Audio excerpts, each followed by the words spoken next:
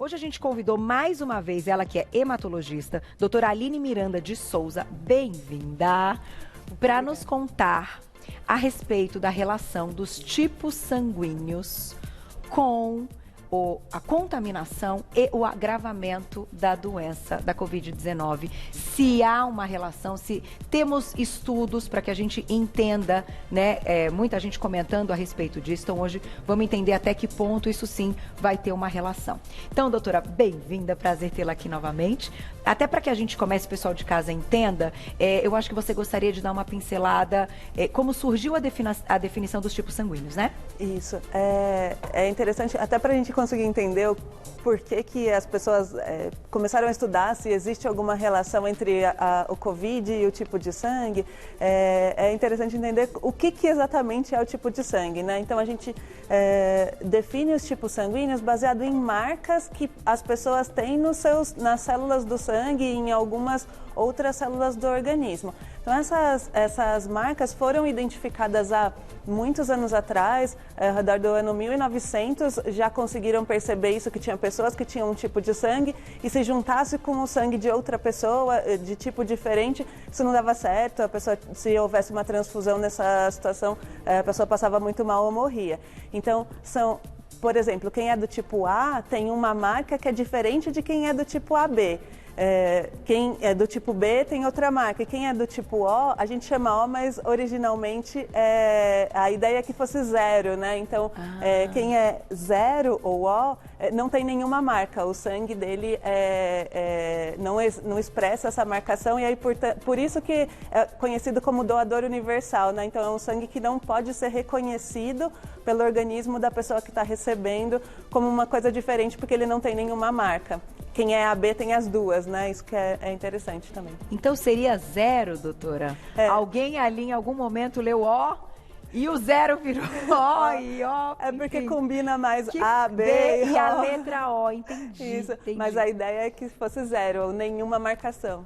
Que interessante. Tá aí, bom, entendendo um pouquinho dessa questão, vamos lá.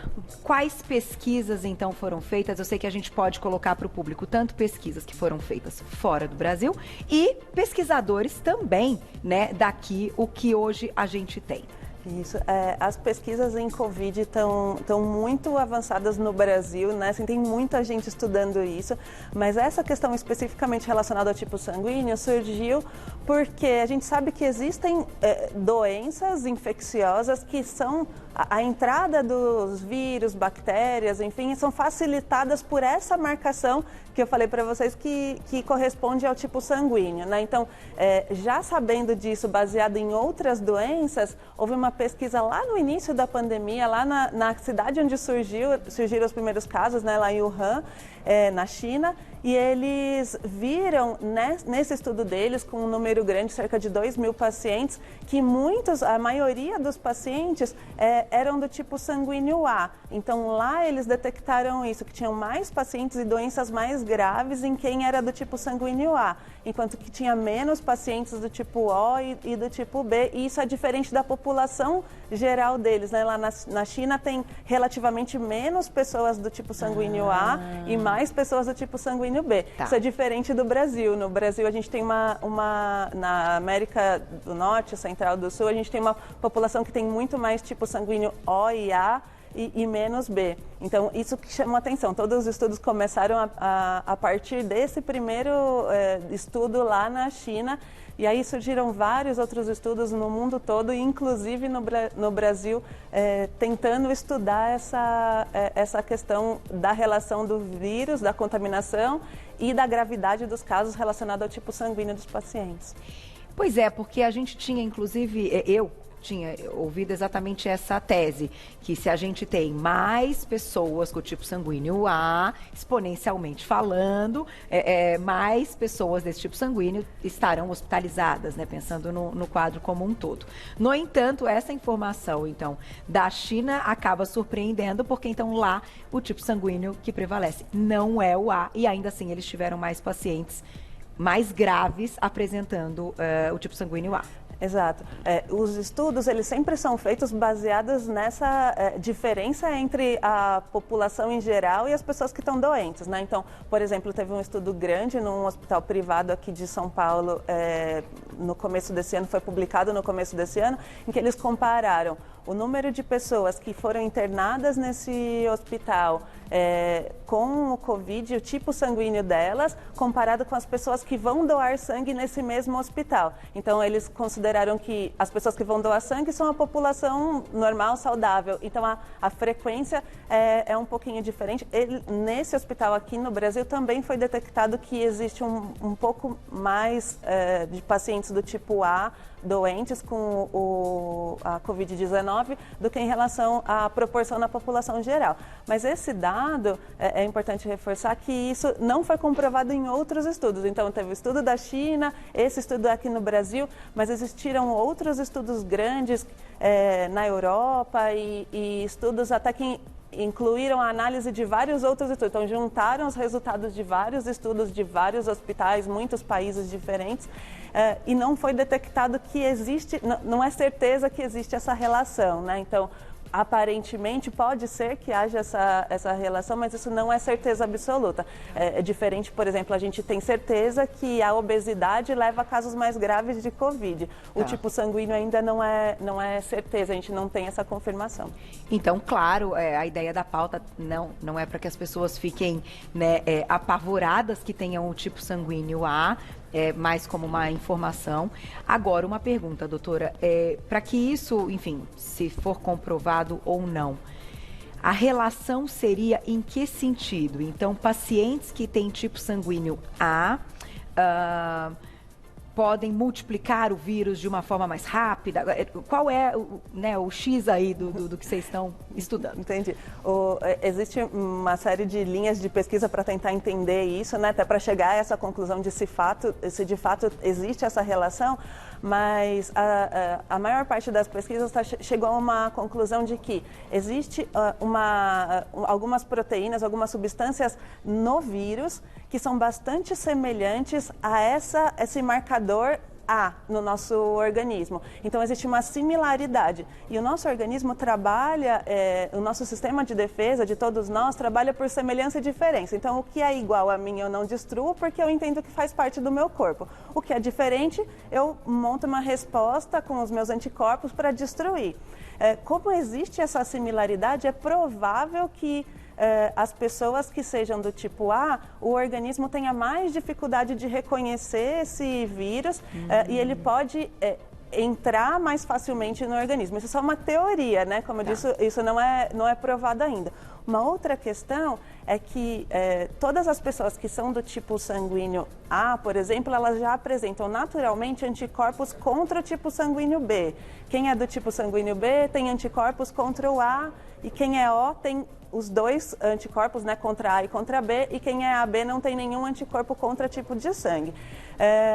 E aí, então, o que se suspeita, e existe um estudo muito interessante sendo realizado no Brasil, inclusive por uma médica colega minha, que ela acredita que talvez esse anticorpo contra o tipo sanguíneo é que bloqueia a entrada do vírus. Então, como existe essa similaridade do vírus com o tipo sanguíneo A, as pessoas que são O ou AB e, portanto, têm anticorpos naturalmente contra o tipo sanguíneo A, esse anticorpo pode ajudar a combater o vírus. E aí talvez impediria a entrada de um volume muito grande de vírus, isso levaria a quadros mais leves ou menos infecção. Mas, repito, isso é só um estudo, né? Ainda não se tem certeza, mas é uma teoria que ainda está para ser comprovada. Doutora, que interessantíssimo ligar uma coisa a outra e conseguir... Faz todo sentido, realmente. Claro, né? Ainda está em estudos e tal, mas quando a gente pensa... Eu tenho por hábito... realmente tentar entender o que sustenta, né? E que, nesse caso, realmente faz todo sentido, pensando pelo ponto que a pessoa, então, do tipo sanguíneo A, não vai atacar o próprio corpo, que o corpo já reconhece que é aquela marca daquele tipo sanguíneo. Gente, aí isso pode gerar coisas futuras, pensando em vacina, pensando em antídotos então, oferecer para a população esse anticorpo do tipo A, enfim. Aí já né? Eu imagino que quando tiver novas informações, você vem contar pra gente, tá? Por favor, e pode trazer, inclusive, essa sua colega que está à frente aí da pesquisa, que a gente adora conhecer. Mas você separou uma foto, vamos colocar na tela também, que a Gláucia acabou de me lembrar, olha lá, pra gente entender um pouquinho aí. Isso, essa foto é mais para ilustrar o que eu falei bem no início, né, em relação a essas marcas. Então, essa imagem que vocês veem acima, essas bolinhas, elas representam as nossas hemácias, né, as células vermelhas do organismo que servem para carregar oxigênio, enfim. Então, cada tipo sanguíneo tem marcas diferentes, é isso que vocês estão vendo. Então, por exemplo, onde está marcado que é o grupo sanguíneo A, a marca que existe em volta da célula é diferente da B. E quem é AB tem as duas. E quem é O, vocês veem que não tem nada, né? Ele, tem esses risquinhos que representam a membrana da célula, mas não tá ligado, não tem nada ligado. Em contrapartida, a pessoa que é do tipo sanguíneo A, ela tem os anticorpos já naturalmente contra o tipo que ela não tem. Então, quem é A tem anticorpo contra B. Quem é B tem anticorpo contra A. Quem é AB, por já ter as duas marcas no organismo dela e reconhecer as duas marcas como sendo próprias ou naturais dela, ela não forma anticorpo nenhum. E quem é do grupo O, então, forma anticorpo tanto contra A quanto contra o B. E aí, pensando naquilo que a gente estava conversando, quem tem esse anticorpo anti-A, talvez tenha alguma proteção contra a infecção pelo vírus da Covid-19. Pois eu acho que os estudos também, eles caminham depressa e logo a gente vai ter mais respostas. Agora, doutora, para a gente encerrar, eu sou muito curiosa, essa questão dos tipos sanguíneos também pode estar relacionada com a quantidade de imunização que as vacinas estão apresentando? Vocês também já estão estudando algo do tipo? Existem estudos nessa área, aparentemente não faz diferença, porque o mecanismo como as vacinas agem no nosso organismo é um pouco diferente, né? Então, aparentemente não há nenhuma interferência nessa questão do tipo sanguíneo com a efetividade, a eficácia da vacina. Não parece ter nenhuma relação até o momento.